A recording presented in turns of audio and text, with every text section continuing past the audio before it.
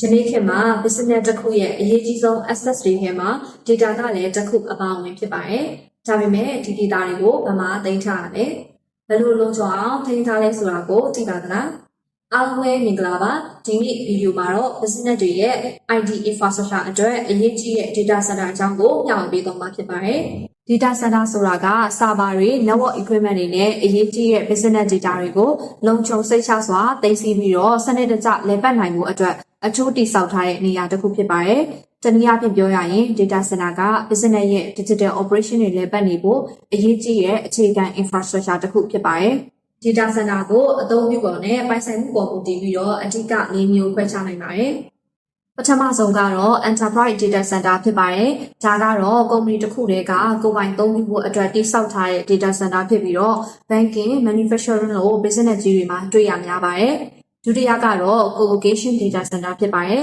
။ဒီမှာတော့ကိုယ်တိုင် data center တည်ဆောက်စရာမလိုဘဲနဲ့ data center provider စီက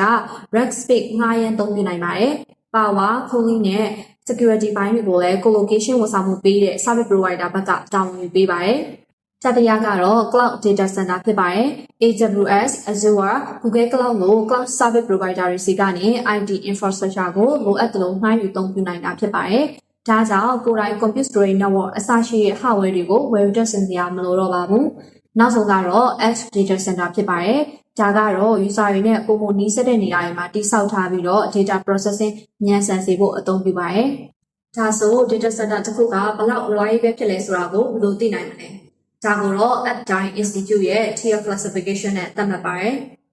Tier 1ကတော့အခြေခံအဆင့်ဖြစ်ပြီးတော့ backup system များစွာမပါဝင်တာကြောင့် maintenance လုပ်တဲ့အချိန်ဒါမှမဟုတ် power failure ဖြစ်တဲ့အချိန်မှာ downtime ဖြစ်နိုင်ပါတယ်။ Tier 2ကတော့ backup system တချို့ပါဝင်လာတာကြောင့် reliability ပိုကောင်းလာပါတယ်။ဒါပေမဲ့ downtime ဖြစ်နိုင်ခြေရှိနေပါသေးတယ်။ Tier 3အဆင့်မှာတော့ N+1 redundancy လို့ backup system တွေပါဝင်လာတဲ့အတွက် system မရက်ပဲနဲ့ maintenance လုပ်နိုင်ပါတယ်။ Tier 4ကတော့အမြင့်ဆုံး reliability ရှိတဲ့ tier ဖြစ်ပြီးတော့ 200 redundancy နဲ့တည်ဆောက်ထားတာကြောင့် failure ဖြစ်တဲ့အချိန်မှာမှပဲဆက်လက်လည်ပတ်နိုင်အောင်ဒီဇိုင်းထုတ်ထားပါတယ်။ဒါကတော့ data center အမျိုးအစားတွေနဲ့ reliability ကိုသတ်မှတ်ထားတဲ့ tier level အကြောင်းပဲဖြစ်ပါတယ်။နောက်ဗီဒီယိုမှာတော့ data center တစ်ခုမှာမရှိမဖြစ်လိုအပ်တဲ့ power, cooling, fire protection နဲ့ monitoring system အကြောင်းကိုဆက်လက်ရှင်းပြသွားမှာဖြစ်ပါတယ်။